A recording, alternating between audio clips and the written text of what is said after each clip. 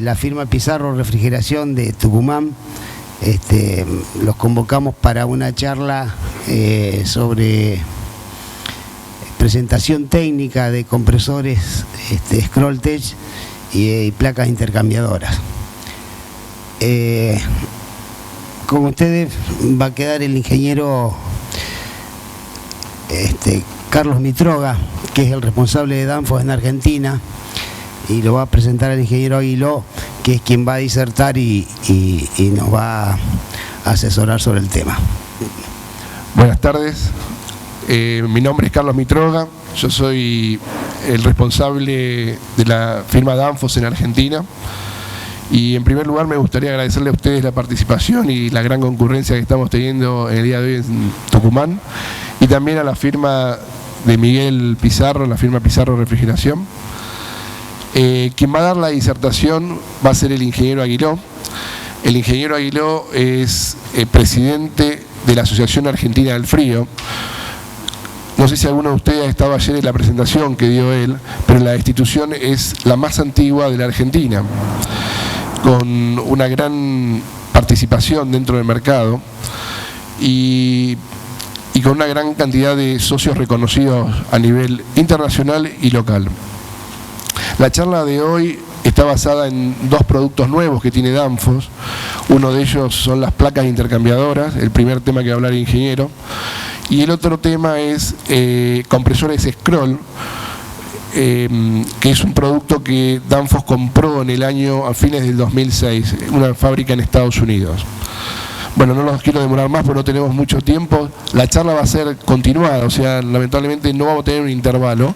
El ingeniero va a hablar de las placas primero y después va a seguir con el tema de Scroll. Nuevamente gracias a todos y nuevamente gracias a la firma Pizarro Refrigeración y Hetze que nos ayudaron a estar acá.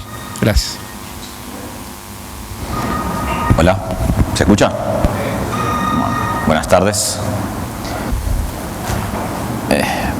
Para empezar la presentación del primero de los dos productos, los intercambios de placa Qimbao, primero vamos a hacer una introducción general sobre intercambiadores de calor. Un intercambiador de calor es un dispositivo que está diseñado para intercambiar energía, porque el calor es una forma de energía, en forma eficiente de una sustancia a la otra. Los intercambiadores de calor son dispositivos que están en todos los sistemas frigoríficos, o sea, tanta es la importancia de un intercambiador de calor que en nuestros ciclos frigoríficos están sí o sí como condensador evaporador. No podemos prescindir ni siquiera en un ciclo de absorción, o sea que el intercambiador de calor estaría entre las partes fundamentales del sistema y sin las cuales no podemos realizar el trabajo de mover calor desde un sector de baja temperatura a un sector de alta temperatura. En los intercambios de calor generalmente intercambiamos entre un fluido, que para nosotros ese fluido generalmente es el refrigerante, y otro fluido que puede ser líquido o gaseoso, puede ser agua, agua glicolada, puede ser aire. Eso también nos va a definir un poco el tipo de intercambiador que tengamos.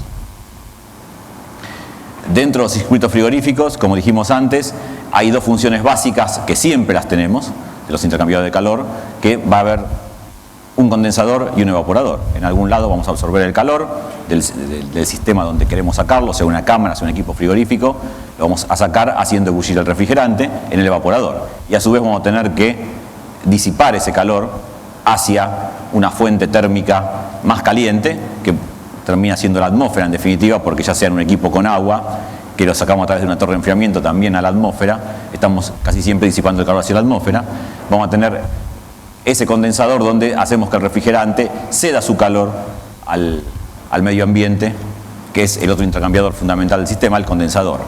Pero aparte podemos encontrar una serie más de intercambiadores dentro de un sistema frigorífico. Ustedes pueden ver ahí si tienen compresores a lo mejor un poco más grandes, compresores de atornillo especialmente. Los compresores hace falta enfriar el aceite, entonces necesitamos un intercambiador para hacer el enfriamiento de aceite. O inclusive en sistemas que tenemos algún dispositivo para mejorar la eficiencia del sistema, como ser un subenfriador de líquido. Muchas veces los intercambiadores están presentes en los sistemas frigoríficos como subenfriador de líquido. Si entramos a analizar las dos vertientes principales de los intercambiadores, condensadores o evaporadores, el condensador tiene que tener la capacidad suficiente para sacar todo el calor absorbido por los evaporadores del sistema, más el calor de compresión. O sea, de esa forma vamos a calcular la capacidad frigorífica del condensador. Vamos a tomar la sumatoria de todos los evaporadores que tengamos en cámaras o en equipos, y a eso le vamos a agregar el calor de compresión.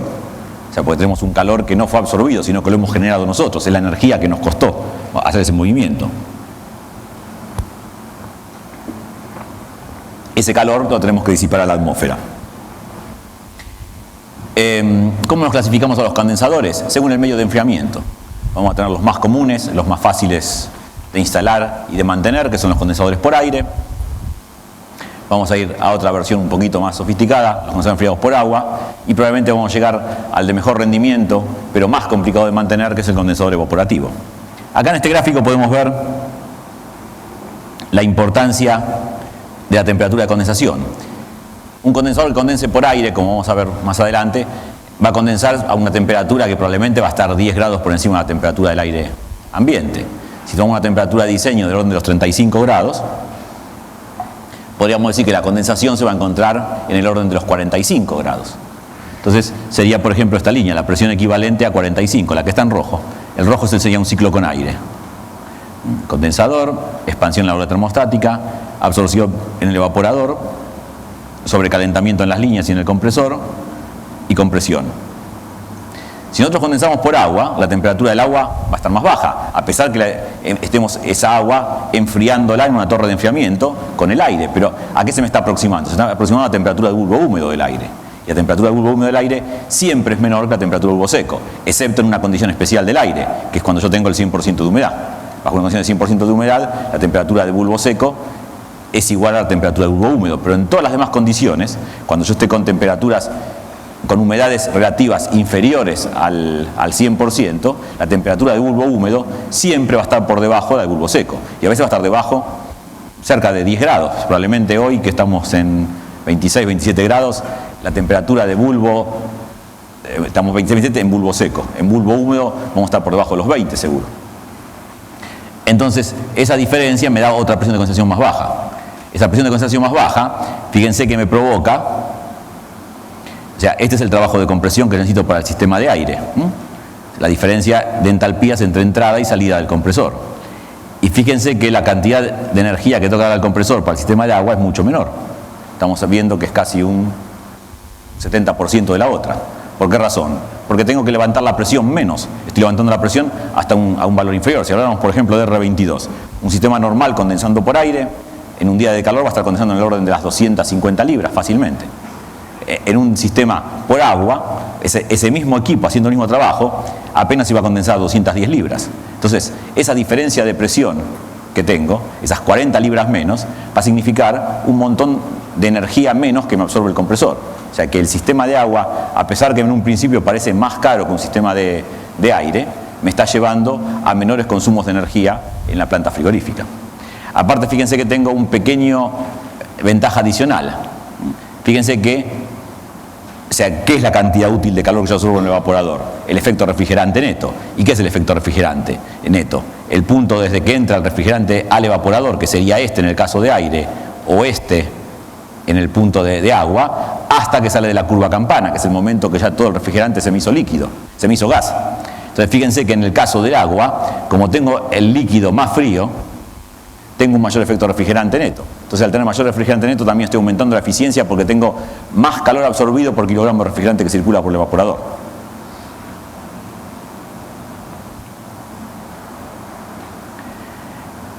En los sistemas enfriados por aire, el calor del sistema va a ser expulsado a través de una batería de caños aletados. Es lo que es un condensador por aire, una batería de caños aletados. ¿Por qué le ponemos aletas? Para aumentar la superficie. O sea, tenerlo todo de caños nos daría, bueno, para empezar, un costo muy alto, pero aparte nos bajaría demasiado la velocidad del refrigerante dentro de los caños. Entonces no podemos tener más que una cierta cantidad de caños de un cierto diámetro. Entonces, ¿cómo aumento la superficie? Poniendo aletas. ¿Cómo aumento más todavía la convección? Aumentando el caudal de aire que pasa a través del evaporador, del condensador. ¿Cuál es la ventaja que tiene un condensador por aire? Mínimo mantenimiento.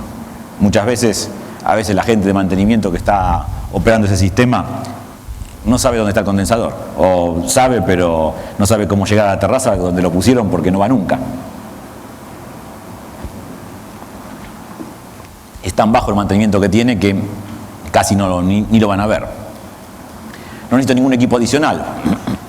Un condensador, o sea, por aire aletado, funciona prácticamente bajo toda condición sin ningún equipo de asistencia. ¿Cuál es la desventaja? Lo que dijimos antes. Trabaja con una temperatura de condensación más alta que ningún otro, porque se está aproximando a la temperatura del tubo seco del aire. Y el otro inconveniente que puede llegar a tener es que necesita una gran superficie. O sea, un condensador por aire en plantas grandes toma mucho lugar. Ahora nos está pasando justo en una obra que tenemos que o sea, sacar ya, empezar a construir en breve, que los condensadores no nos entran en la terraza que tenemos asignada. ¿Por qué no nos entran? Bueno, una porque la terraza no es muy grande, y otra es porque hemos tenido que aumentar enormemente la superficie de condensadores porque estamos con un muy bajo nivel de ruido. Y cuanto más bajo sea el nivel de ruido es que yo voy a poder poner menos potencia de ventiladores.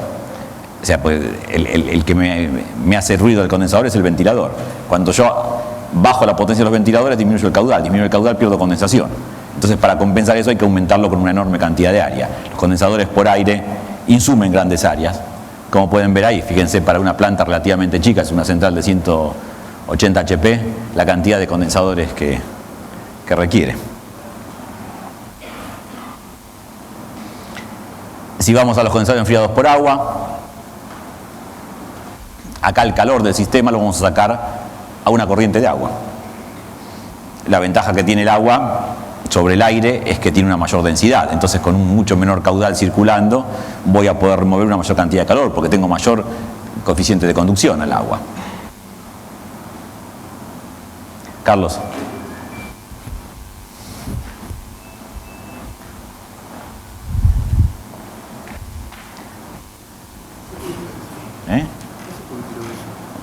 Justamente usaste el teléfono, yo pensé que era el teléfono, que reconoció el teléfono tuyo y quería conectarse. No, pensé que te confundiste. Como estábamos diciendo,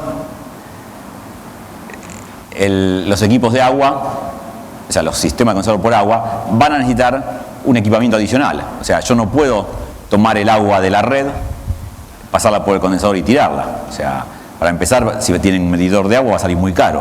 Aparte está prohibido eso porque no se puede desperdiciar de esa forma el agua corriente. Lo mismo tampoco se puede hacer en pequeños ríos y arroyos porque provocan contaminación térmica.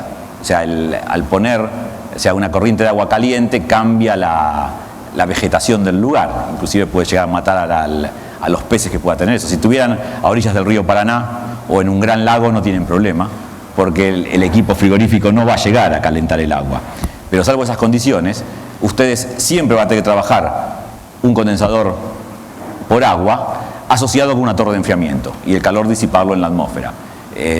Prácticamente en todos lados, todas las leyes prohíben el utilizar agua de río o inclusive de pozo y volver a tirarla a ese río, a ese pozo, salvo que el caudal sea ínfimo, el caudal del equipo de frío comparado con el caudal del río. Prácticamente no se da nunca, salvo que les digo que estén a orillas de un gran río como el Paraná, el río de la Plata o en un lago muy grande.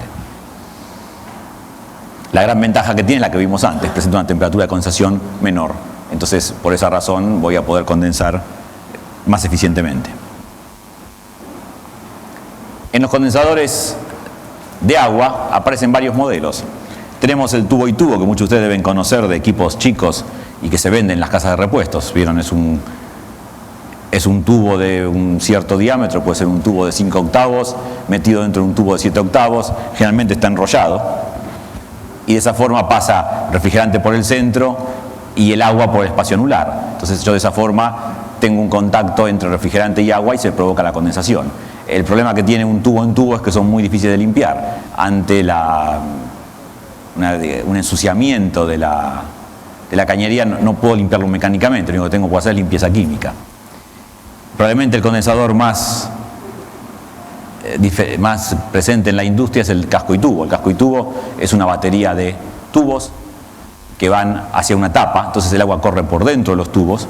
Si el tubo se me ensucia, yo tengo la ventaja que se puede embaquetear y lo limpio mecánicamente. También tengo la posibilidad de limpieza química. Las tapas de los cascos y tubos se extraen, entonces quedan el haz de tubos a la vista para poder ser limpiado.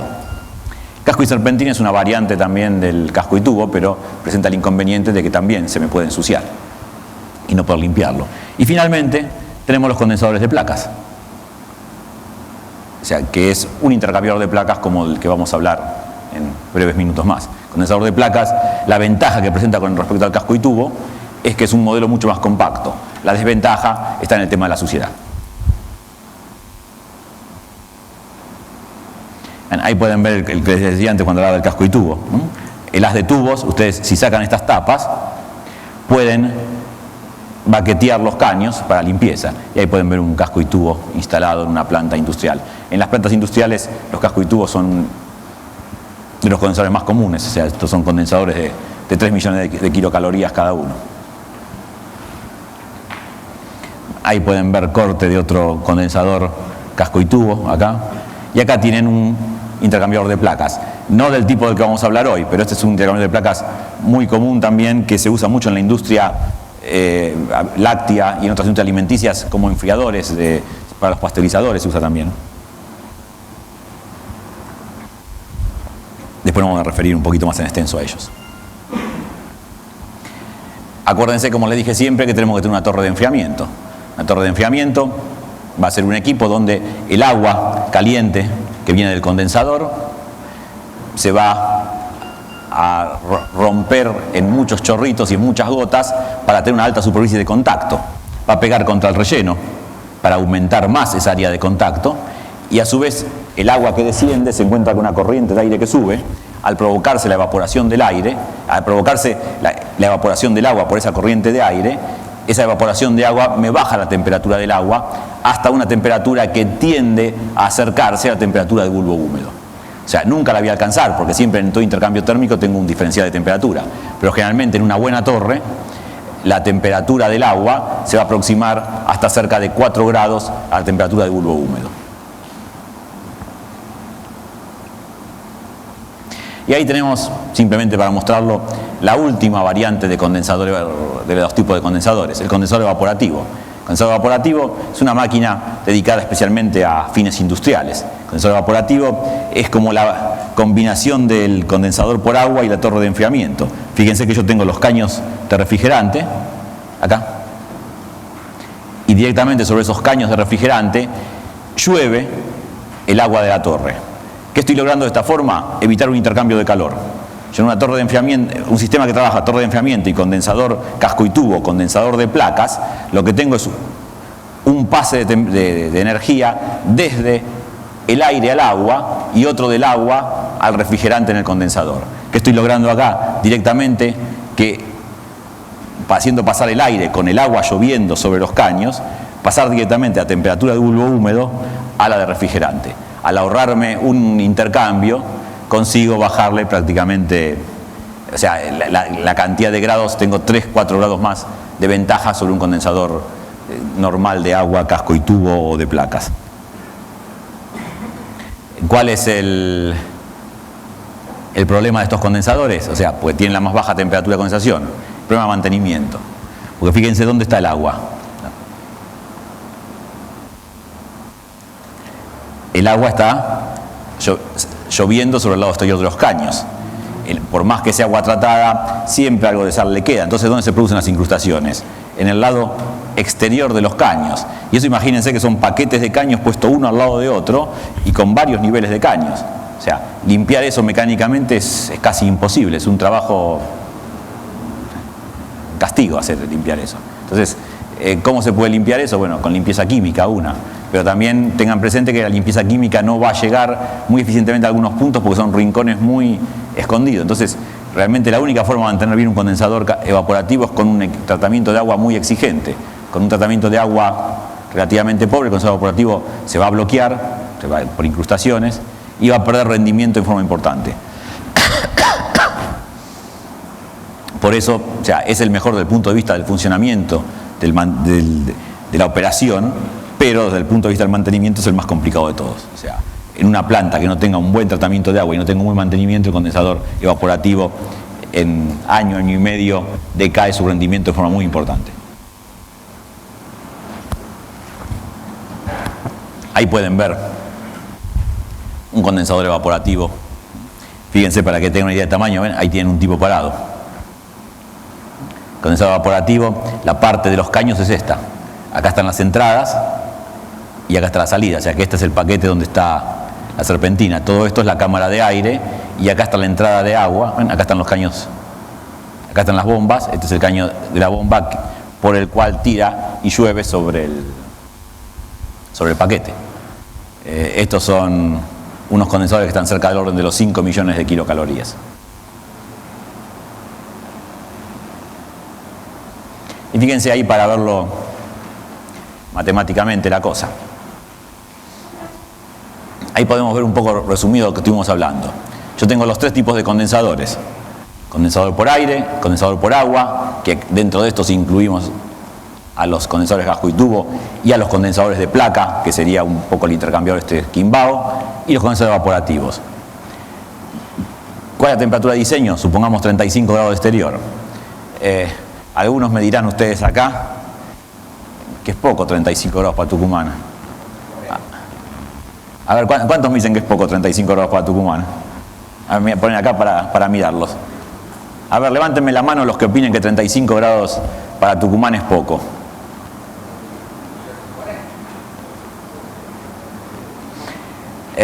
Todos ustedes conocen el jumbo de Yerbabuena. Bueno, ¿alguna vez vieron que le faltara frío al jumbo de Yerbabuena? Está calculado con 36 grados de temperatura de diseño. O sea, una cosa que siempre los confunde a todos es la temperatura que sienten ustedes como seres humanos y la temperatura realmente de bulbo seco que hay. Si ustedes miran las series históricas de temperatura, van a ver que la ciudad de Tucumán no supera los 36,5 grados en la condición de 99,5% de diseño. O sea, van a tener una máxima de 41 grados cada 10 años. Entonces, para un día de cada 10 años que me va a hacer 41 grados, voy a poner el equipo diseñado para esa condición, para aguantar 2-3 horas. Sería ilógico.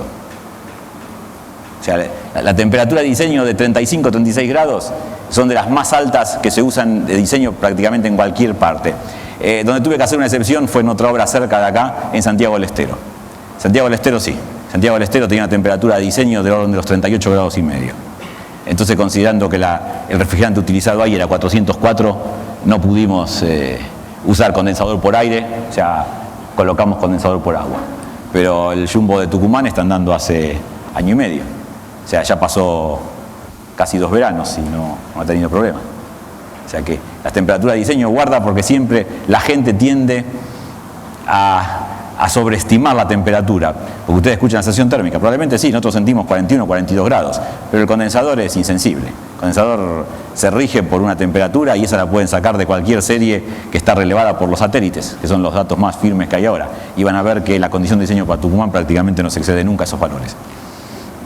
Por eso 35 sería un poquito pobre, digamos, pero no tampoco tan pobre, porque en una condición, yo le diría que para aire acondicionado 35 sería más que suficiente, porque aire acondicionado que un día de mucho calor me subo un par de grados de temperatura, no pasa nada. Así que supongamos que en un día de 35 grados,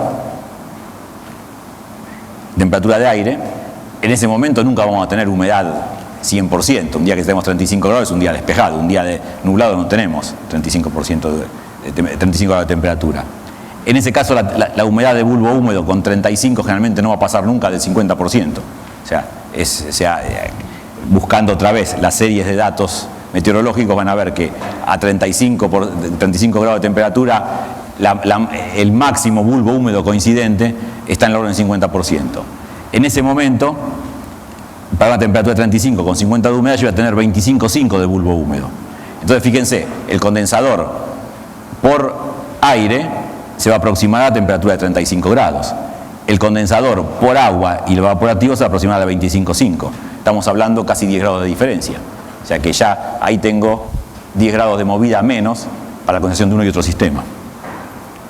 Calor de aire. Los condensadores por aire usan mucho aire. Fíjense que por cada tonelada de refrigeración, en un condensador por aire necesito 570 litros por segundo. En cambio, en un condensador por agua no evaporativo, el caudal de aire apenas me llega a 170 litros por segundo. ¿Qué significa eso? Que la potencia del ventilador en un condensador por aire va a estar en 1/3 de HP por tonelada. cuando en los otros está apenas en 1/10 de HP por tonelada. O sea, un condensador por aire consume mucho más potencia de ventiladores que lo que consume una torre de enfriamiento o un condensador evaporativo. A su vez, me van a decir, bueno, pero acá tienen una bomba de agua que utilizar. Bueno, la bomba de agua en un condensador por agua me está insumiendo más o menos 19 litros minutos por tonelada, mucho menos en un condensador evaporativo. Y fíjense que el consumo es 0,1 en un caso y 0,02 en el otro. O sea que el condensador por agua está consumiendo 0,2 de HP contra 0,35 de HP. Estamos hablando que consume prácticamente la mitad. Y fíjense que un condensador evaporativo consume prácticamente 1/3. Pero, ¿dónde está la gran ventaja de esto? ¿Está en lo que ahorro de condensador, de ventilador, de bomba? Realmente no, porque la potencia que me toma un ventilador o las bombas de los condensadores es prácticamente mínima. O sea, no es ni un 5% de lo que consumen los compresores. La gran potencia la tengo en los compresores. Y fíjense que, por ejemplo, el condensador por aire me va a consumir un 30% más por potencia de compresores que lo que consume el condensador evaporativo. El condensador por agua va a ser apenas un 10% más. Fíjense, para que tengan una idea nomás, vuelvo al ejemplo de Santiago del Estero. Santiago del Estero, lo que estoy hablando es un Chango Más, que es un Walmart que se ha inaugurado en mayo, junio de este año. Esa planta originalmente, como les dije, iba a ir con compresores alternativos trabajando con condensación por aire. Cuando empezamos a ver la serie de temperatura, dijimos, no, condensador por aire no vamos a poder ir, vamos a poner condensador por agua. Bueno, de la potencia inicial que teníamos prevista en el rack, o sea, la potencia actual bajó un 25%. O sea, tenemos un 25% menos potencia instalada. ¿Por qué? O sea, para el mismo requerimiento térmico, por la diferencia de temperatura de condensación. O sea, yo entrego la misma cantidad de frigorías, o de kilocalorías o kilowatt, como quieran llamarlo, con un 70% de la potencia, un 75% de la potencia que tenía con respecto a lo que tendría con condensadores de aire. O sea que ahí tienen una muestra directa de cómo me baja el consumo de los equipos frigoríficos cuando tengo condensación por aire, por agua y no por aire. O sea, toda la parte de equipamiento que me costó un poco más caro, porque la parte de equipamiento de condensación por agua tiene un precio algo superior, la he ahorrado en menor potencia de compresores. Fíjense que si estoy hablando una central que a veces tengo 6 compresores, o sea, estos mercados que estábamos hablando los dos de acá, o sea que están muy cerquita uno de otro, están ahí los dos sobre el camino del Perú.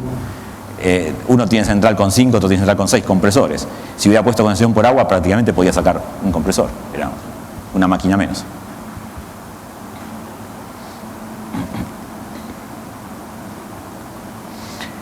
El evaporador. ¿Por qué vamos a hablar de evaporador también? Porque las placas también se pueden usar de evaporadores. Los evaporadores los clasificamos también como evaporadores que enfrían aire o que enfrían agua. Tendría un tercer tipo de evaporador muy poco utilizado que enfría sólidos. Se usa en algunas máquinas, evaporadores con enfriadores por placas. Ahí pueden ver un clásico evaporador de aire, un evaporador de agua, y ahí aparecen el objetivo de esta charla, el presentarle los intercambiadores de placa Kimball. Estos intercambiadores, como dijimos, se pueden utilizar tanto en la fusión de evaporador como de condensador, o las otras que nombramos antes, o sea, su enfriador de líquido o también enfriador de aceite, o cualquier otro intercambio que requiera el sistema.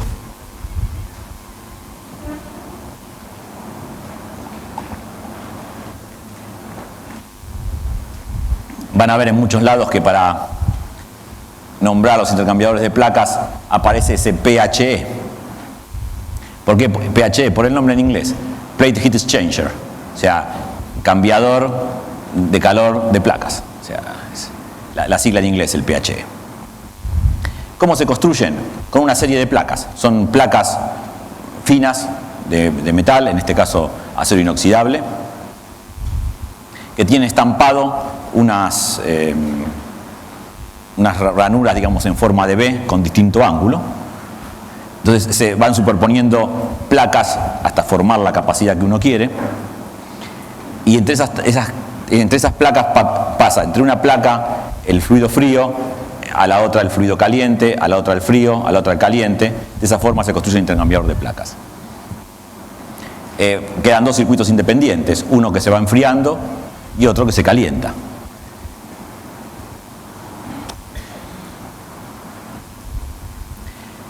Las ventajas que presentan sobre un casco y tubo del intercambio de placas es que tienen una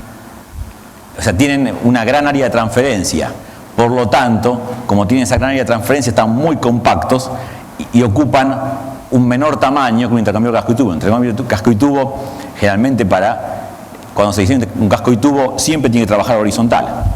O sea, si yo tengo un casco y tubo trabajando vertical, pierdo rendimiento. O sea, lo puedo colocar vertical, pero el rendimiento va a ser inferior. ¿Por qué? Porque yo tengo el refrigerante que va a escurrir sobre las paredes del caño en lugar de gotear sobre las paredes del caño.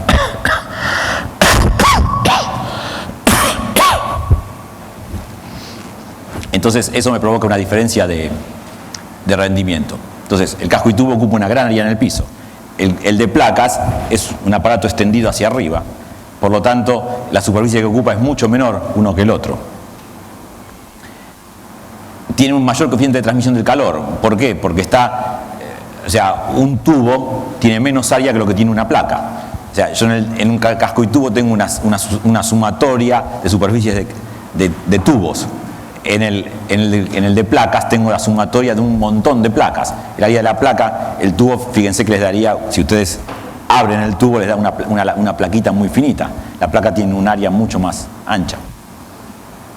Y a su vez, como es tan chico el espacio entre placas, la carga de refrigerante que tiene un intercambiador de placas es mucho menor. Entonces, un sistema con intercambiador de placas requiere menos carga de refrigerante que un sistema con casco y tubo. Las desventajas, lo que nos aparece siempre, la dificultad para la limpieza. Por eso que nunca pongan un intercambiador de placas si no van a estar seguros que tienen agua de buena calidad, agua bien tratada, porque si no el intercambiador de placas se va a bloquear muy rápidamente. O sea, si no lo dejan bloquear demasiado, probablemente puedan recurrir a una limpieza química. Pero una vez que está sucio, o sea, limpiar las ranuras que quedan entre medio, por más limpieza química que sea, no van a poder, porque ni va a entrar el ácido.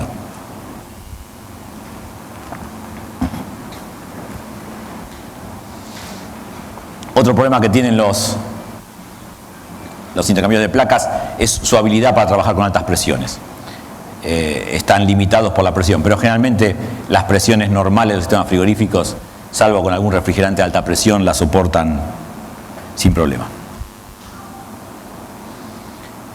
Como dijimos, son un montón de placas estampadas en lugar de tubos que separan a los fluidos de las dos temperaturas.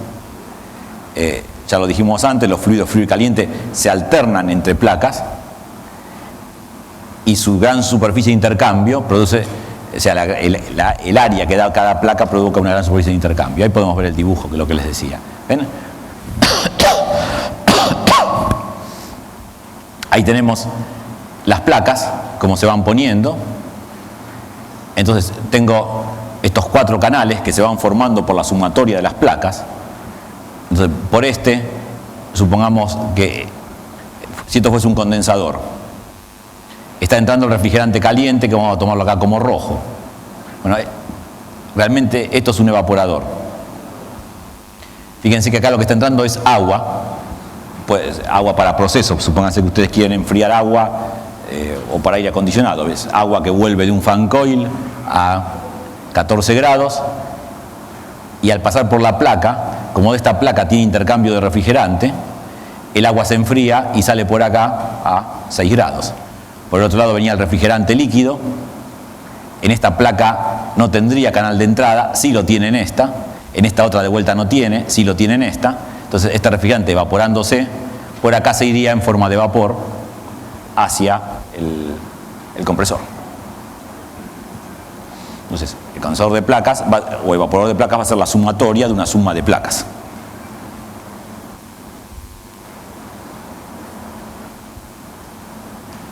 como dijimos, el área de intercambio es mucho más grande, pero a su vez tienen un coeficiente de transmisión del calor mucho más grande que un intercambiador casco y tubo. Podríamos estar hablando que los coeficientes de calor están en el orden a veces de 2 veces o 3 veces el de un casco y tubo.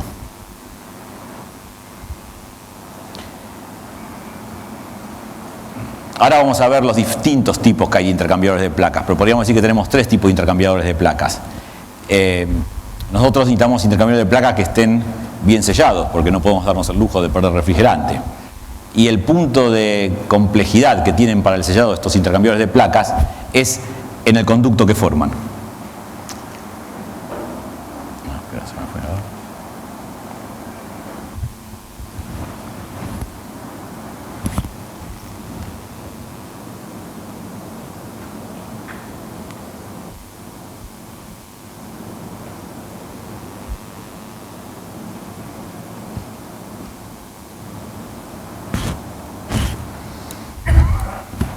La unión entre placas, en el tipo que son todas placas separadas, se hace conjuntas.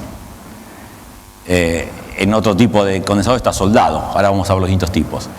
Igualmente los avances en los tipos de juntas han permitido extender el uso porque han subido las presiones de trabajo, pero la presión de trabajo todavía sigue siendo una limitación al uso de estos equipos. Ahí está lo que les decía, los 3 tipos de intercambiadores. El intercambiador que surge primero en la historia de estos intercambiadores es el de placas separadas, conjuntas. Yo entre cada placa tengo placa y tengo una junta. O sea, cada placa se une a la otra con una junta. Son los intercambiadores clásicos de la industria alimenticia. O sea, esos están metidos en un marco, que en ese marco quedan apretados las placas y de ahí, o sea, se sellan por presión.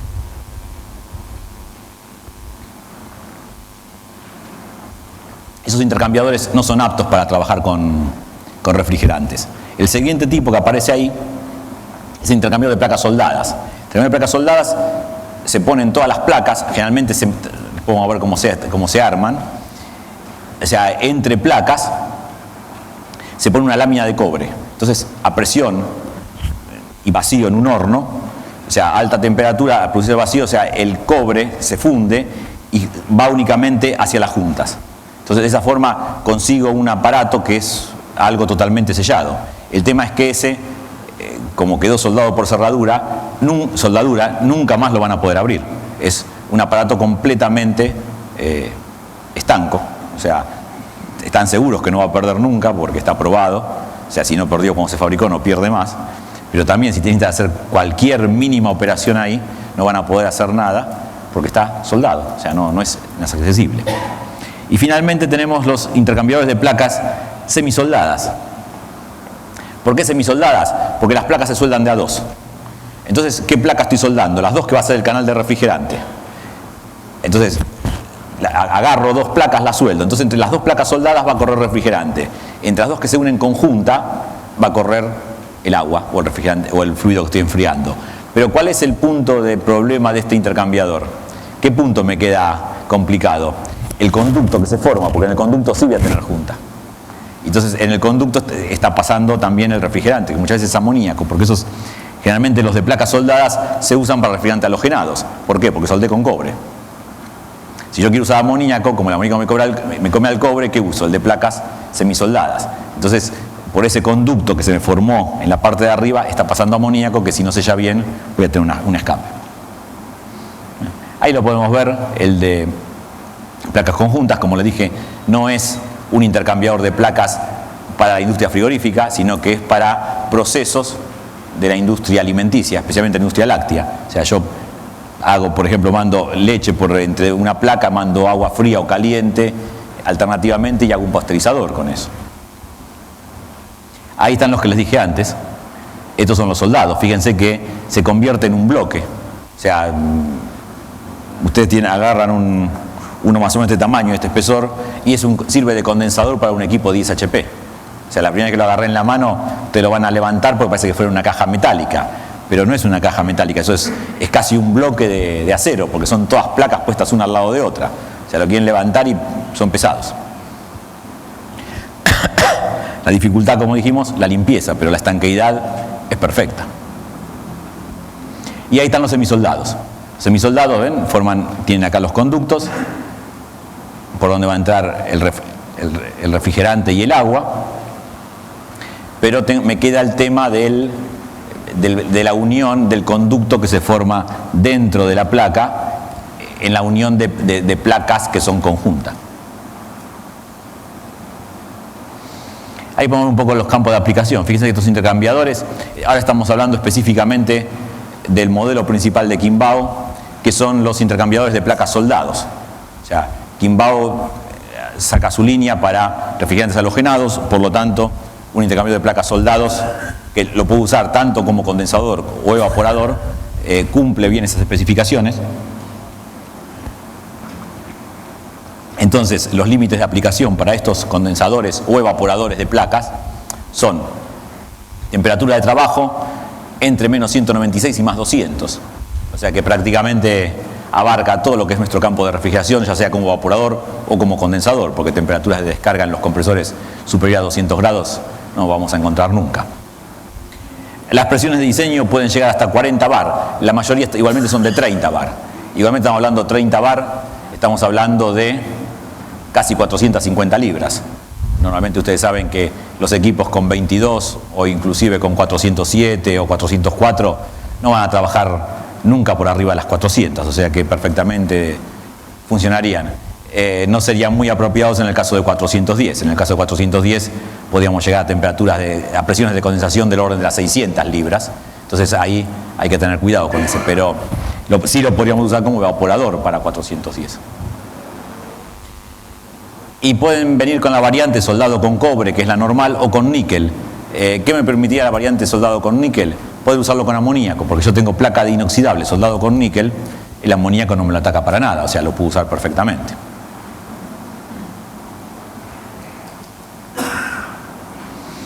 Ahí pueden ver la foto de la planta, o sea, la planta de Qimbao que ha comprado Danfoss hace 1 año y medio atrás, más o menos, ahí.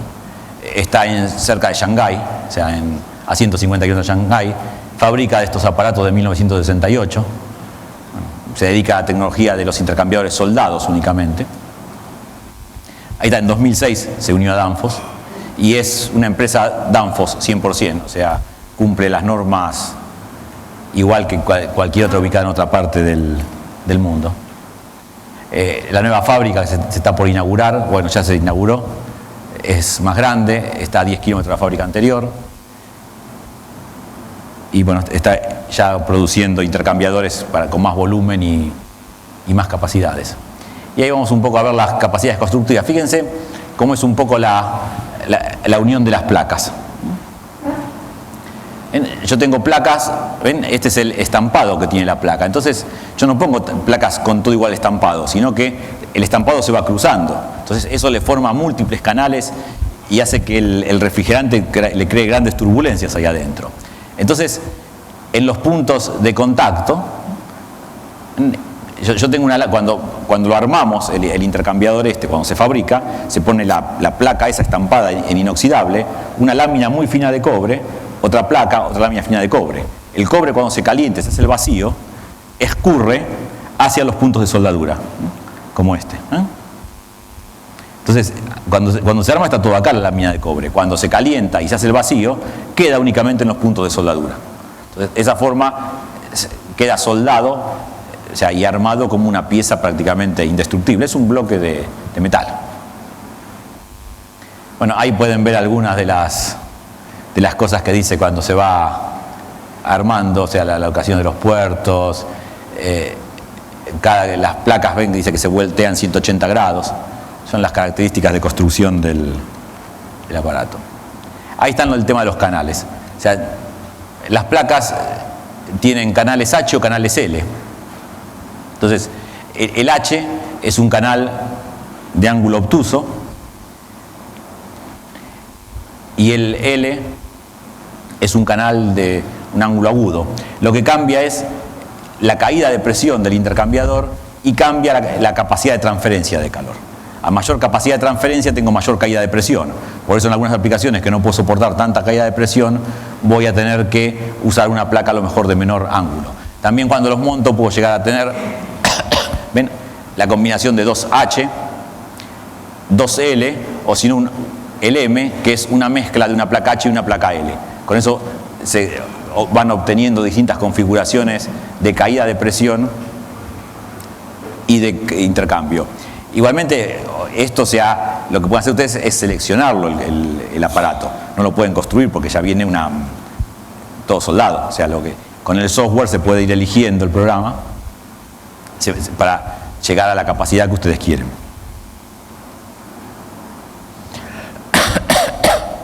Bueno, ahí se ve otro tema de cómo es el corrugado. Y ahí está el estampado de las placas. Ahí se pueden ver una foto de las prensas donde se hace el estampado, una placa plana. La que está abajo es la placa de cobre. La placa de cobre no lleva nada porque se va a desintegrar. La placa de cobre va a desaparecer en el momento de la soldadura. Primero se le estampa a esta las ranuras y después se le hace los agujeros para que forman los conductos.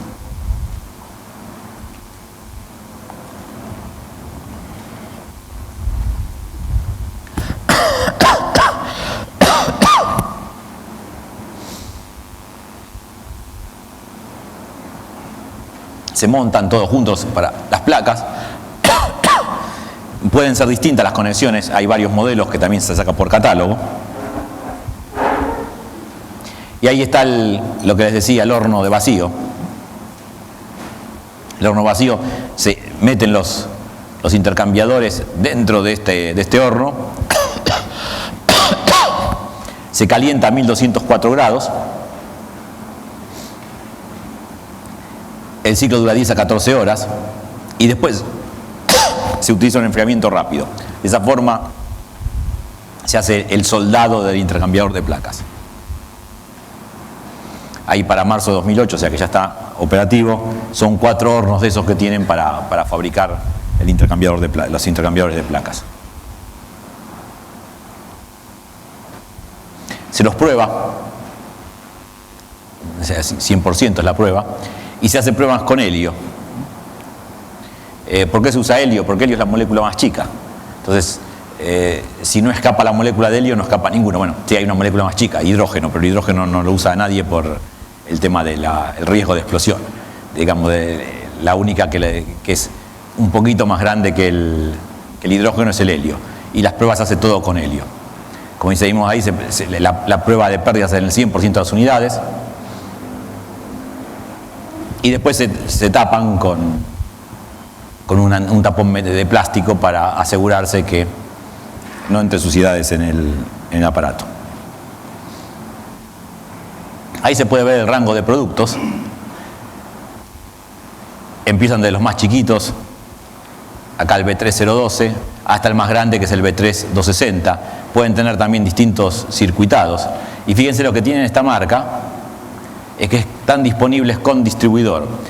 ¿Qué es el distribuidor? El distribuidor es una especie de distribuidor que tiene en la entrada del refrigerante para ser utilizado como evaporador. Sería algo similar al distribuidor de líquido que tienen los evaporadores de varios circuitos. Vieron que está la famosa pulpito arañita, como lo llaman los mecánicos, o sea que es un trompo donde se desparraman todos los caños a cada sistema. Bueno, este tiene algo similar para que el refrigerante se desparrame a la entrada del evaporador para tener una mayor eficiencia.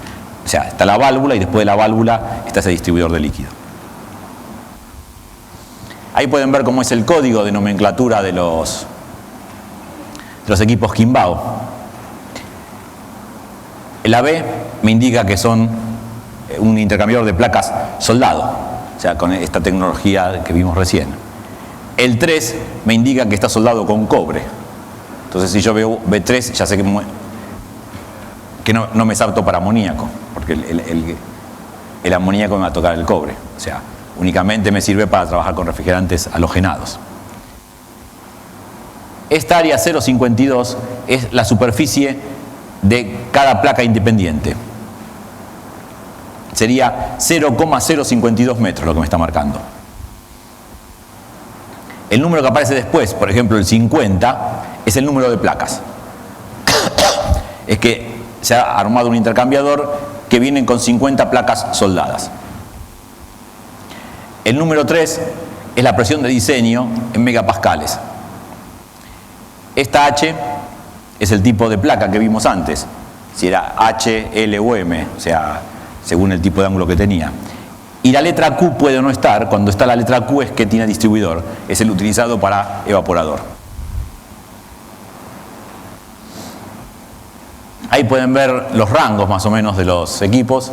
Fíjense que los más chiquitos, los B312 que les dije, son desde los rangos más pequeños hasta apenas 3-4 kilowatts.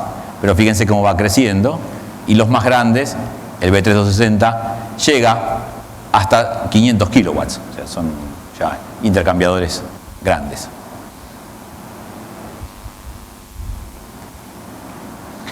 Algunos temas para el montaje. Antes del intercambiador de placas, siempre hay que incluir un filtro en la cañería para retener impurezas.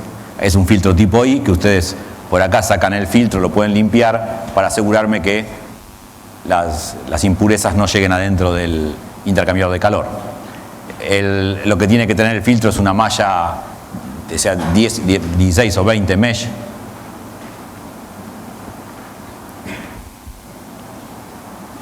Fíjense que para instalación la preferida es puesto vertical. También se lo puede poner horizontal. Inclusive esto es aceptable, pero nunca en esta posición.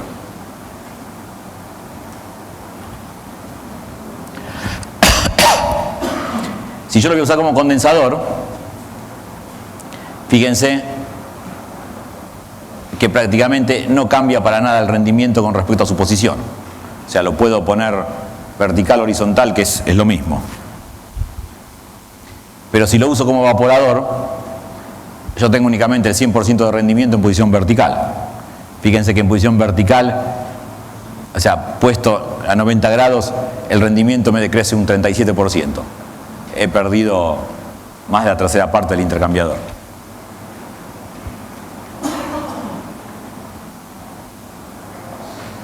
La válvula de expansión, hay que montarla a una distancia de entre 150 y 200 milímetros del intercambiador, y el bulbo es recomendable ponerlo después de un codo. Ya, si tuviera caño derecho podría venir para acá, pero sería mejor recomendable en esa posición. O sea, el bulbo puesto en la posición acá arriba, o sea, nunca en esta de acá abajo. Esta podría ser, pero la mejor es la de acá arriba. El compensador de la válvula en la misma posición donde está el bulbo.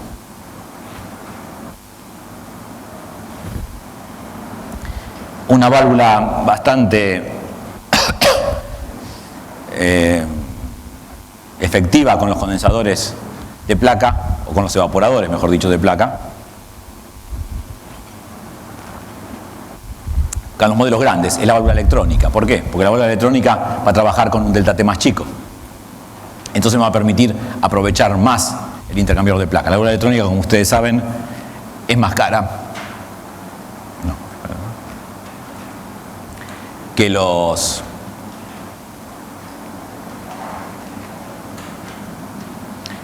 una válvula termostática normal, pero en los modelos grandes la diferencia de precio se va minimizando. Entonces, en ese caso o sea, económicamente es rentable usar la válvula electrónica porque compensa bastante mejor la diferencia de costos, y a su vez me permite aprovechar más el intercambiador de placas. O sea que a lo mejor la diferencia por usar un intercambiador de placa un poco más chico, porque la válvula me lo utiliza mejor, paga la diferencia de la válvula. Como dijimos antes, los intercambiadores pueden trabajar entre 10 y 40 bar. La capacidad está entre 1 y 450 watts, o sea que prácticamente cubre cualquier requerimiento o diseño que tengan. Las placas vienen construidas en 304 o 316, acero inoxidable, y todos se pueden usar con agua, gas, refrigerantes o salmueras, es acero inoxidable. Se puede usar con todos los refrigerantes halogenados, incluyendo 410. El primer 410 no era por el tipo de producto químico que es, sino cuando tengo que tener cuidado es por respecto a la presión que pueda llegar a levantar. Pero si la presión no me alcanza la presión de diseño del aparato, puedo usarlo con 410. El amoníaco únicamente lo puedo usar con los productos que están soldados con níquel. Si no, no puedo usar amoníaco porque me lo va a atacar. Y el CO2 se puede usar sin problema en los productos atacados con cobre. Pero guarda que el CO2 también las presiones que tiene. Acuérdense que el CO2 es un gas de muy alta presión. Ven, y ahí pueden ver un sistema donde tiene un montón de intercambiadores de placa, porque han usado intercambiadores de placa para todo ahí. Fíjense que en este caso están exagerando un poco porque están poniendo tres, uno como de sobrecalentador, otro como condensador y otro como subenfriador. Nosotros normalmente lo que hacemos es poner uno solo más grande para todo esto, o sea, no tenemos separado en tres el de sobrecalentamiento, la condensación y el subenfriamiento. O sea, lo hacemos con cualquier tipo de condensador. O sea, en condensador por aire no ponemos tres, uno para desobrecalentar el exceso de temperatura de la descarga, otro para condensar y otro para subenfriar. Y acá pueden ver que usa también uno como evaporador.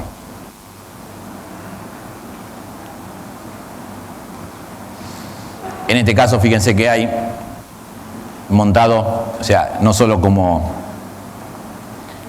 condensador y como evaporador, sino que acá tengo un compresor a tornillo. Entonces, con el compresor a tornillo puedo hacer la aplicación del subenfriamiento del líquido, o sea, una parte del líquido ya condensado, la derivo, la expando dentro a través de esta válvula termostática, la expando dentro del economizador y el consumo, ese refrigerante que expandí en el economizador, lo aspiro por el puerto intermediario, por el puerto del economizador del compresor a tornillo. Es la ventaja que me permite un compresor a tornillo, o sea, subenfriar una parte de su masa, expandir otra pequeña parte en una presión intermedia, casi sin gasto de potencia. O sea, eso lo puedo hacer únicamente con un compresor que tenga una puerta intermedia de aspiración, como puede ser un tornillo o un rotativo grande. Y a su vez, al tornillo, tengo acá el aceite también enfriado con un intercambiador de placas. Son las múltiples aplicaciones de los intercambiadores de placas.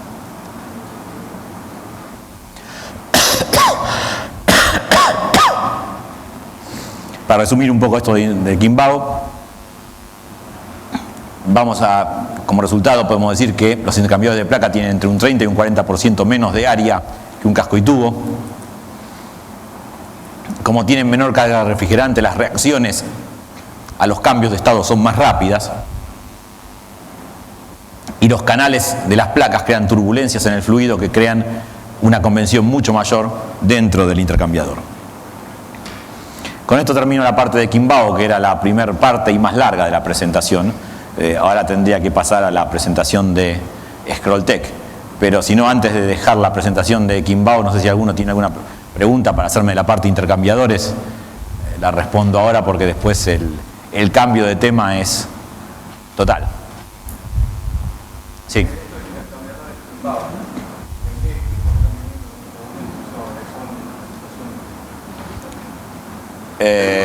Eso habría que preguntárselo más a Carlos Mitroga, si algunos lo están trayendo, pero...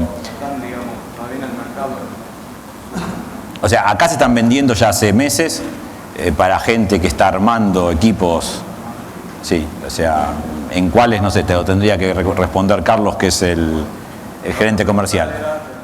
¿Cómo clasificamos a los compresores? Tenemos dos formas para clasificarlos: por el tipo de construcción o por el principio de compresión. Por el tipo de construcción vamos a decir que los compresores son abiertos cuando tengo un elemento en movimiento que me atraviesa la carcasa, o herméticos cuando todo el conjunto compresor-motor está encerrado dentro de una sola carcasa. En el medio entre esos dos tengo los semiherméticos. Por lo tanto, vamos a ver que los compresores scroll de los que vamos a hablar van a ser un compresor del tipo hermético. A su vez, es como que se apagó. Ahí cuando tocaste la computadora se me quedó apagada la luz y no... Ahí está apagado antes. No sé si dejó de reconocerlo. Por el principio de construcción, por el principio de compresión, los compresores vamos a diferenciarlos en la forma que hacen su trabajo. Vamos a encontrar que la gran mayoría de los compresores son compresores de desplazamiento positivo y algún otro modelo mucho más reducido son los compresores de tipo dinámico. ¿Cómo comprimen los compresores de desplazamiento positivo? Comprimen reduciendo el volumen de la cámara de compresión. Yo voy a tener un cierto volumen al comienzo de la compresión y un volumen mucho más chico al final de esa compresión. Entonces, esos son todos los compresores de desplazamiento positivo. ¿Cuáles encontramos ahí? Encontramos alternativos, rotativos, scroll y los tornillos.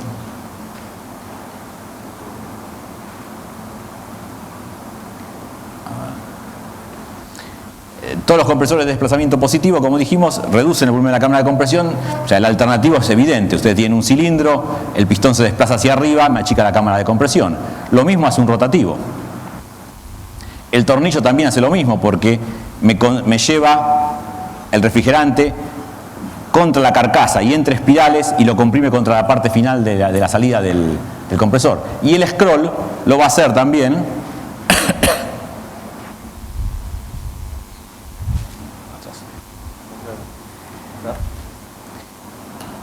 El scroll lo va a hacer también llevando al refrigerante entre los bolsillos que va formando las dos espirales que se encuentran engranadas. El compresor que tenemos distinto son los modelos dinámicos. Los modelos dinámicos son compresores que no trabajan por reducción de volumen, sino que hacen por cambio de energía, cambian energía, movimiento, el rectilíneo de las moléculas porque lo acelera enormemente, a cambio de presión. O sea, yo tengo un rotor centrífugo tipo una bomba, o sea, chupa por el medio, expele hacia el borde, acelera enormemente al gas en su trabajo, y cuando ese gas quiere pasar por el difusor es como una especie de embudo, digamos, entonces el refrigerante cambia velocidad por presión.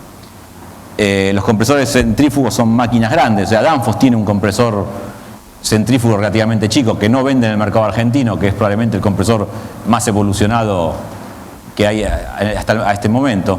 Es un compresor que no trabaja en aceite, o sea, el compresor, para evitar el rozamiento, levita en campo magnético, o sea, los rodamientos son magnéticos, entonces el cigüeñal flota en medio del campo magnético, reduciendo el desgaste a cero y también reduciendo completamente el consumo por arrastre por rozamiento del cigüeñal sobre los apoyos de bancada.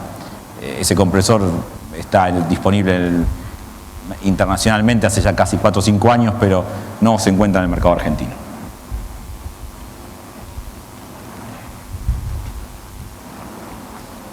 Volviendo al scroll, dijimos que es un compresor de desplazamiento positivo porque va a achicar el volumen. Tiene 2 espirales, por eso scroll. Scroll en inglés es espiral, rollo.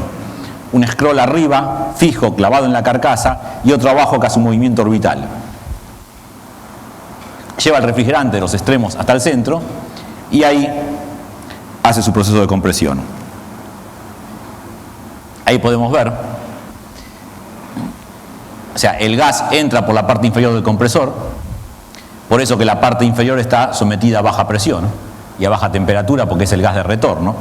El gas pasa a través del motor, me refrigera el motor y es tomado por las espirales que lo comprimen y lo descargan hacia la carcasa que está arriba, o sea, sobre la parte superior de la carcasa. Por lo tanto, la cabeza va a tener temperatura de descarga. O sea, tengo las 2 temperaturas en el compresor scroll. O sea, si vamos a un compresor alternativo, nosotros siempre sobre el alternativo tenemos, de adentro tenemos gas de succión. Por lo tanto, la carcasa tendría que estar siempre fría. En cambio, en un rotativo tenemos siempre temperatura de descarga porque aspira de afuera y descarga adentro. El scroll tiene abajo presión de succión, arriba presión de descarga.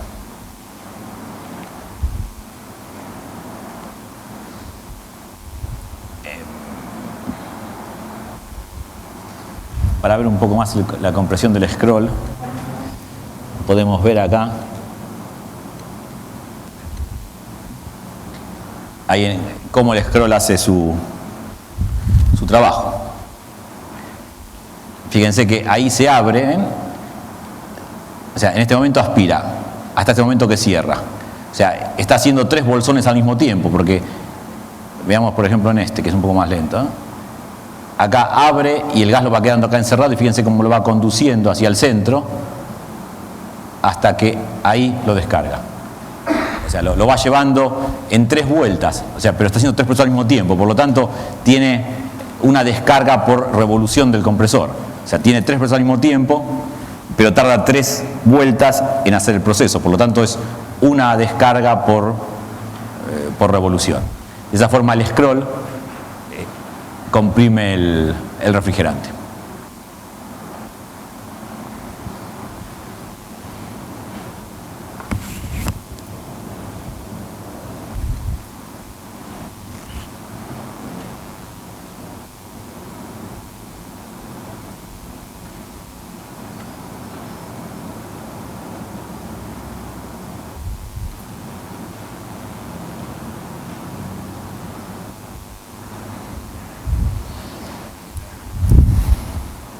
Entonces, el compresor scroll comprime en un único sentido de giro.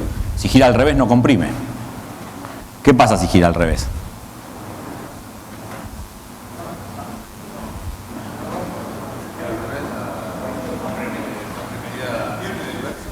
Expande.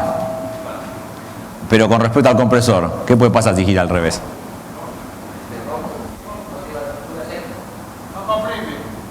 Sí, ya dijimos que no comprime.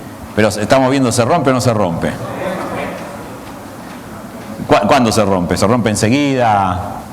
¿Se rompe a la semana? ¿Se rompe al año?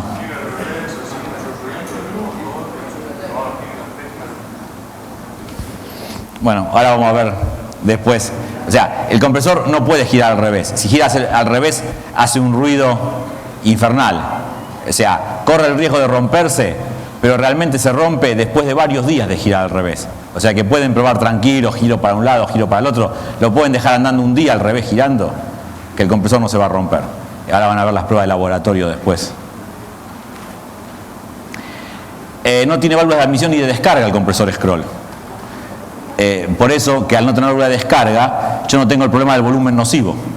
O sea, ¿cuál es la principal ineficiencia de un compresor alternativo? El volumen nocivo. El volumen nocivo, cuando se reexpande, una gran parte del pistón me la anula. O sea, una parte del cilindro, dependiendo de las presiones de trabajo, hace que no aspire ese gas. Bueno, el scroll no tiene ese problema, o sea que tiene un rendimiento volumétrico, sería del 100%. O sea, no tiene rendimiento volumétrico realmente un scroll, pero si lo tuviera, sería del 100%.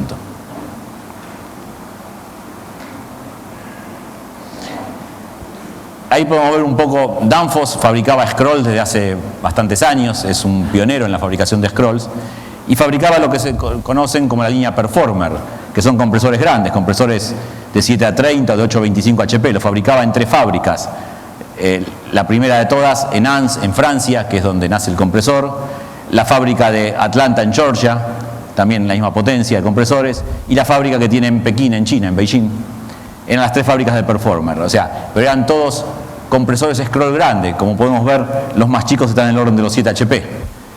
Le faltaba la línea chica, por eso que compró la línea de Scrolltech, que tiene la fábrica en Arkadelphia, en Arkansas. Y ahí se fabrican compresores de la línea chica, compresores que van de 3 a 8 HP. Ahí está la fábrica de Scrolltech, fue fundada en 1995 y la fundaron entre York, su división Bristol Compressors, y la división de Carlyle, para producirse compresores para sus propios equipos.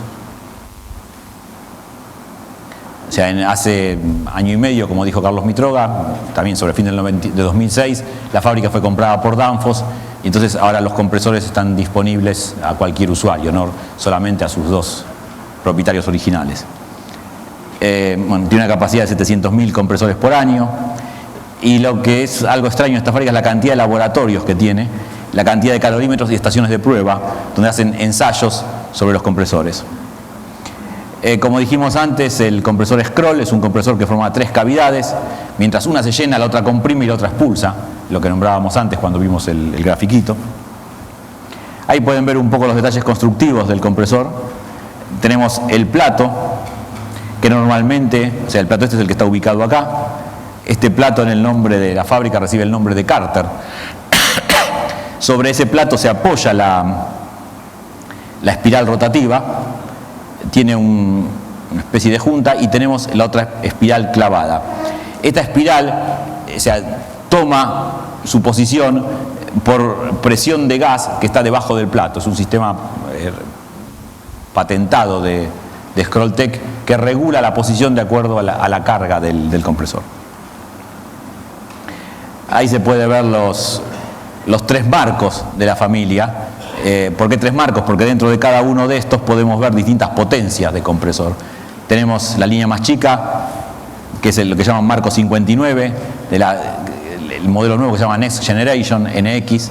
Son compresores, estos valores están dados en miles de BTU, este sería 31.000 BTU, o sea que estamos hablando de un compresor de prácticamente 7.500, 8.000 frigorías hora. Ese sería el modelo más chico.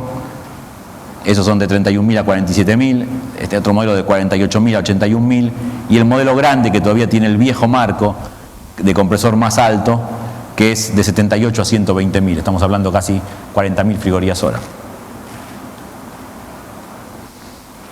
Entonces, combinando la serie, hay disponible compresores de 3 a 30 toneladas de refrigeración, y son compresores para refrigerantes 22, 407C y 410A, cumplen con todos los requerimientos. Bueno, ahí está la forma en que se denominan los compresores, si alguna vez tienen que pedir alguno. Acá veamos los primeros que son más importantes.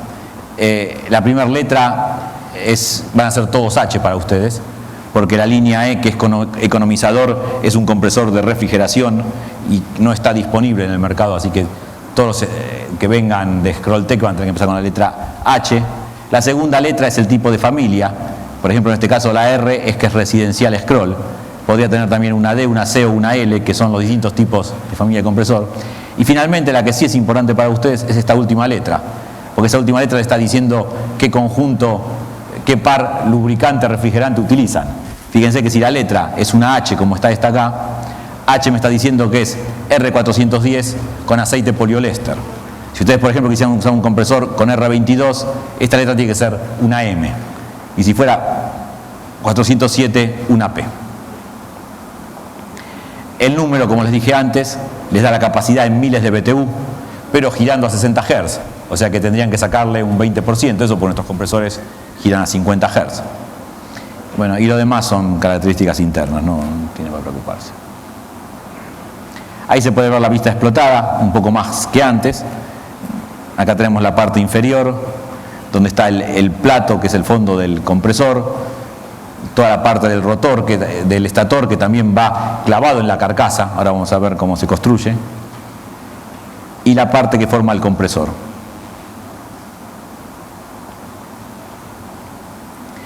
Ahí podemos ver el despiece, un corte. Fíjense que el estator, que lo tenemos acá, o sea, este compresor, una de las características que se hizo cuando se modificó la familia de compresores, o sea, este debe tener 3 años más o menos este diseño, era reducir las partes del compresor. O sea, se bajó las partes casi la tercera parte de lo que tenían antes. Y otro de los puntos fundamentales fue hacer que no haya ningún tornillo ni ningún elemento de unión dentro del compresor. No hay nada que se pueda desarmar. Está todo soldado o montado a presión. En este caso, para montar el estator, lo que se hace es, se calienta la carcasa se dilata y el estator se clava a presión dentro de esa carcasa. Una vez que la carcasa se cerró sobre el estator, se la suelda con 2 puntazos de soldadura eléctrica para que quede firmemente adherida. Fíjense también que el compresor o el rotor del conjunto compresor motor está apoyado en el fondo de la carcasa. Este buje también está soldado al fondo de la carcasa, o sea que el eje está soportado por 2 rodamientos, o sea, más que rodamientos, o sea, el rodamiento sería la traducción del inglés, o sea, no son rodamientos sino que son bujes de bancada. Está uno puesto acá en el fondo y otro puesto acá sobre el cárter del compresor. Son los 2 apoyos que tiene. O sea, en el otro modelo, la serie vieja, los que son más altos, fíjense que el apoyo inferior está puesto acá en esta placa más arriba, o sea que la gran diferencia es esta altura que tiene el compresor. El otro compresor es un compresor más bajo, es el compresor más bajo del mercado, es un scroll relativamente corto, es un scroll de este tamaño. Usted lo ven de afuera, parece más un rotativo que un scroll, por tamaño me refiero. Ahí pueden ver los 2 juntos, comparando uno con otro. Como dijimos antes, tiene 1/3 menos de componentes que otros compresores. El modelo scroll de menor estatura. La mitad de soldaduras, o sea, se han sacado componentes, o sea, vienen ya matrizados de fábrica para reducir piezas. No tiene ningún tornillo interno y el montaje es todo por presión. Son compresores diseñados especialmente para alcanzar una alta eficiencia con R22 o con 400 ITC.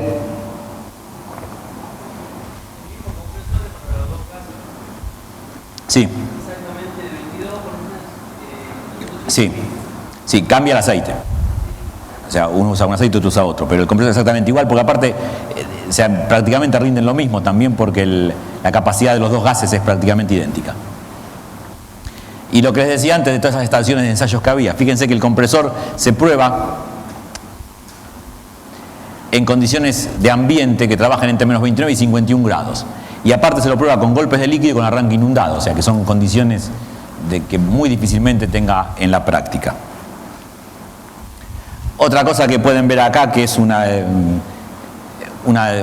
detalle nuevo de este compresor, es el sistema que llama de protección de temperatura HUP. Es aceite caliente sobre el protector. ¿Qué hace? El protector térmico que está puesto sobre el bobinado, ¿qué es lo que más rápido se calienta al compresor cuando el compresor toma temperatura? El aceite. Entonces, lo que está haciendo es que el aceite que sale acá del scroll se descargue, en lugar de chorrear por la carcasa por cualquier lado, lo tira sobre el protector de temperatura. Entonces, de esa forma, sensa mucho más rápido cuando el compresor empieza a calentarse, porque le está llegando todo el aceite cuando empieza a calentarse sobre el protector de temperatura. Ahí pueden ver la válvula que tiene de antirretención, o sea, la válvula de retención es simplemente un disco que flota, o sea que en el caso de que el gas quiera venir en sentido contrario, se aprieta sobre su apoyo. Estos compresores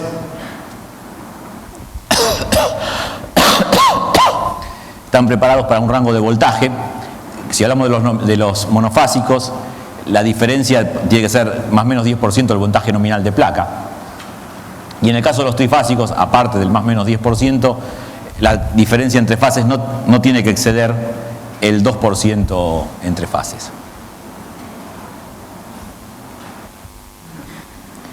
Ahí estaba lo que vos me preguntabas antes. Los modelos con 22 son mecánicamente iguales, solo cambia el lubricante. Mineral o alquilbenceno en R22 y poliéster para el 407C.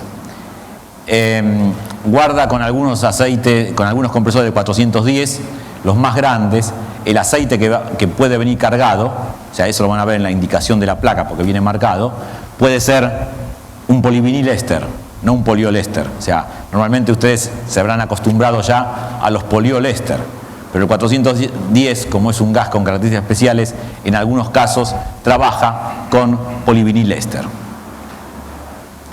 Los compresores, como decía en la última frase, no están homologados para trabajar ni con 134A ni con 404A. Ahí es el rango de temperatura de condensación. Fíjense que un compresor con R22 puede trabajar con una temperatura de condensación mínima del orden de los 26 grados y máxima del orden de los 68 grados. La temperatura de máxima eficiencia para eso ya es una norma interna americana, no tendría que pasar de los 65 grados. En esos casos, con esas temperaturas, ahí estarían los valores de seteo, por ejemplo, del procesato diferencial. O sea, en este caso, con 22 tendría que estar en 400 libras, con 410 también en 430, y fíjense con 410 las presiones que hablábamos antes, podría llegarse a ir a 650 libras. Por eso que le decía que un intercambiador de placas como condensador en ese caso se me podría llegar a reventar. Otra de las características que tiene que tener para un trabajo eficiente del compresor es que la temperatura de descarga no supere los 138 grados. En algún lugar que puedo llegar a tener temperaturas de descarga altas tendría que ponerle una sonda para protegerlo de temperaturas de descarga altas. La temperatura se tendría que medir a 15 centímetros del compresor y también, o sea, yo no puedo aceptar temperaturas de succión admisible, o sea, mayores a los 41 grados. En un equipo de aire acondicionado es prácticamente imposible que tenga 41 grados en el retorno. La única circunstancia que se me podría dar es que el equipo haya perdido carga, entonces no tenga casi retorno, pero si no, jamás voy a trabajar con una temperatura de 41 grados.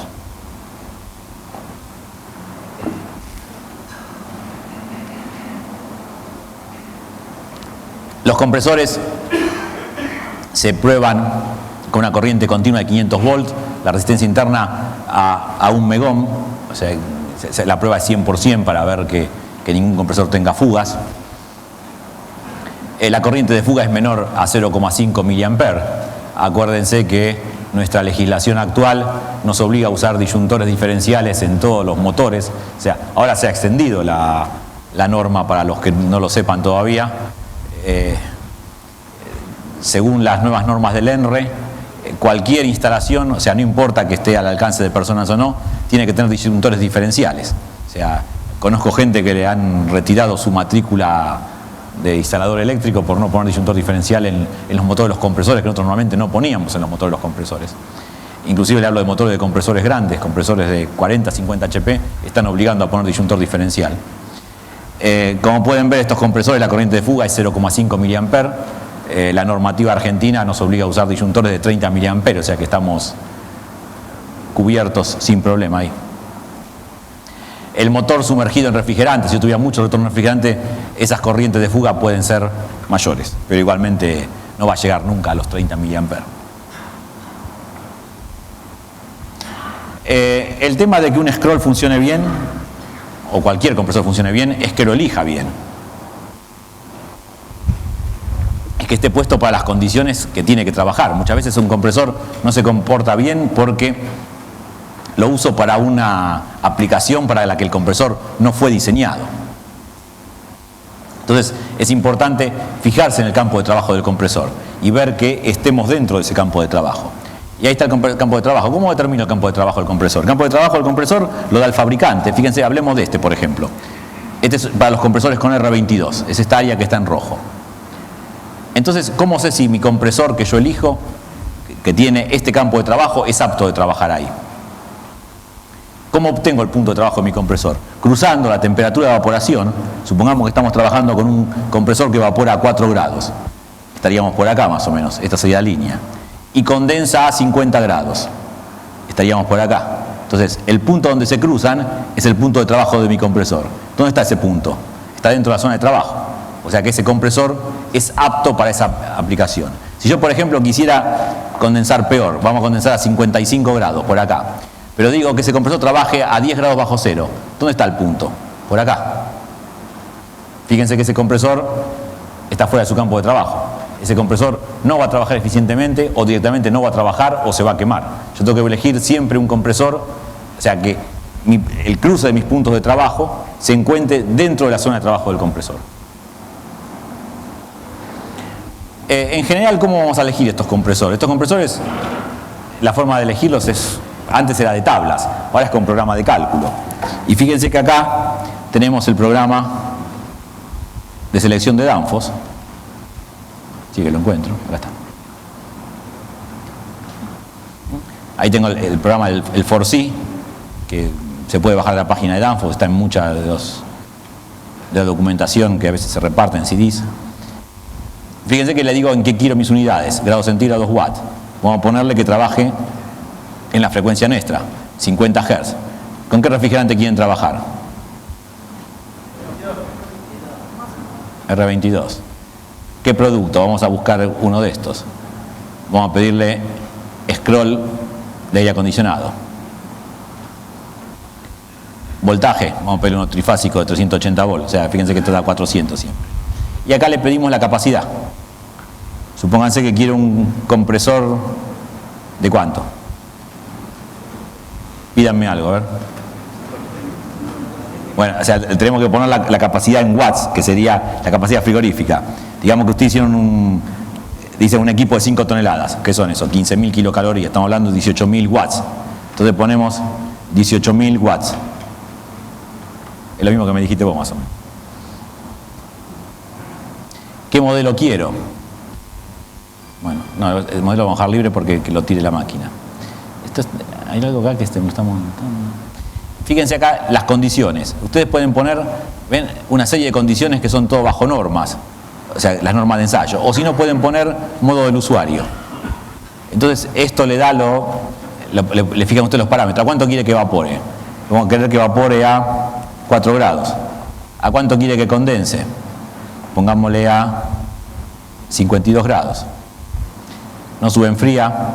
¿Cuál es el evaporador? ¿Cuánto tenemos de recalentamiento del evaporador? Tenemos una válvula termostática, pongámosle, tenemos 5 grados.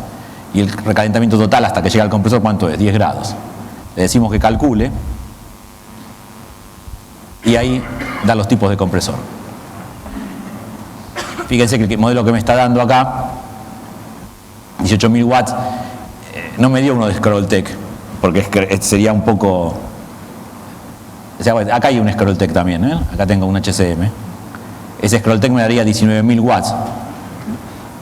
Me dice que ese compresor va a tomar 6.500 watts. Está tomando 7 HP casi prácticamente en esas condiciones. Pues le pusimos muy alto la temperatura de condensación. Y con esto yo selecciono el compresor. Supongamos que le pidamos un compresor más chico, un compresor de 3 toneladas. 9.000 watts más o menos. Con la condensación a 48 grados. Voy a pedir que calcule y ahí me tira. ¿Ven? Un HRM 42. De esa forma, ustedes pueden elegir el compresor para la condición de operación que ustedes quieran tener.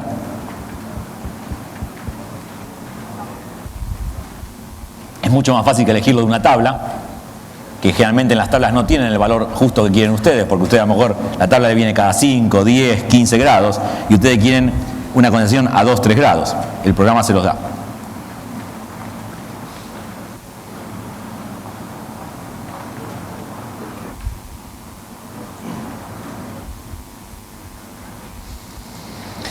Bueno, para ir concluyendo con esto, vamos a ver algunos detalles de instalación que tienen estos compresores.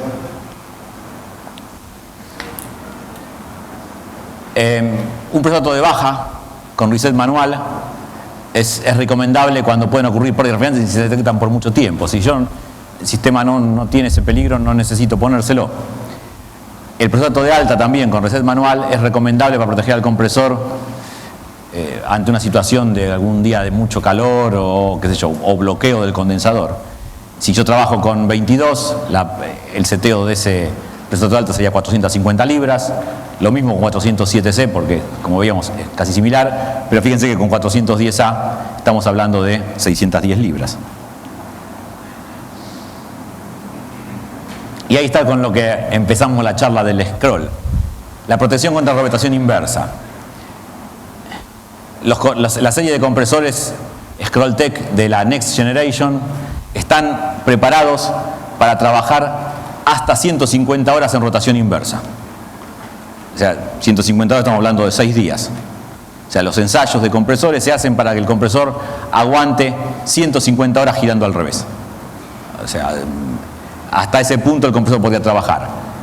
Realmente si lo dejamos trabajar 150 horas porque queremos que se desgaste de más. Pero fíjense que ante un error de montaje, si el compresor gira al revés 3, 4 horas no pasa nada, porque el compresor aguanta hasta 150 horas. Lo conveniente es ponerle un relé para ver que no tengamos inversión de fases, porque ustedes lo pueden haber dejado conectado muy bien el compresor, pero algún día viene alguien de la compañía y me invierte las fases y el compresor entra a girar al revés. Entonces, un relé de inversión de fases es recomendable. Y se requieren los equipos que son más grandes a los 78K. El calefactor de Carter siempre nos da una protección extra contra retornos de refrigerante y se recomienda en todas las aplicaciones. Los modelos menores usan muy poca potencia, de 40 a 50 watts. Inclusive los más grandes, la resistencia que usan son de 70 watts. Filtro de línea de líquido, hay que montarlo siempre. En equipos split, la máxima separación entre unidad interior y exterior es de 15 metros que soporta el compresor, pero si esto es en diferencia vertical, la máxima diferencia entre unidad interior y exterior es de 7 metros. Para cerrar el tema de la presentación, era un poco recalcar las ventajas y mejoras que tienen los compresores de la serie Next Generation sobre los Scroll anteriores. Es que tiene la protección de temperatura con ese dispositivo hub que vimos antes, todo el montaje por soldadura, por resistencia, sea en el rodamiento inferior, inclusive también en el estator, la válvula de retención que es muy sencilla, que prácticamente no puede fallar, no tenemos tornillos, y otra cosa que no les había mencionado antes, que acá aparece, el contrapeso está estampado.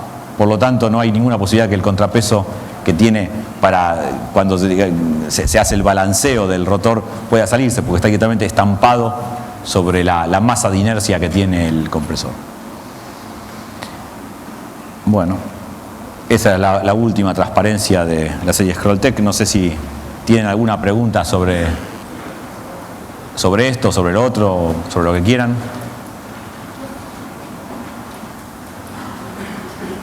Bueno, si no hay ninguna pregunta, les agradezco la presencia y será hasta otra oportunidad. Gracias.